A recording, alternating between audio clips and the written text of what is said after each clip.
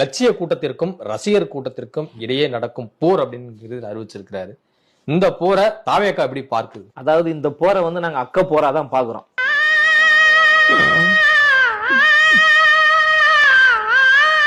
அதாவது சீமான் அவர்களுடைய பேச்சை நீங்க சீரியஸா நினைச்சுக்க வேணாம்.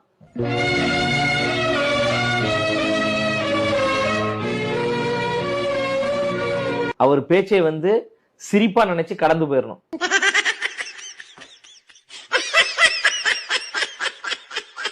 ஏன்னா அவருடைய பேச்சு என்பது அப்படிதான் இருக்கும். காலையில ஒண்ணு பேசுவாரு,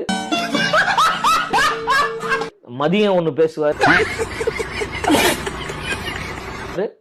நைட் ஒண்ணு பேசுவாரு, திருப்பி அடுத்த நாள் காலையில ஒண்ணு பேசுவாரு.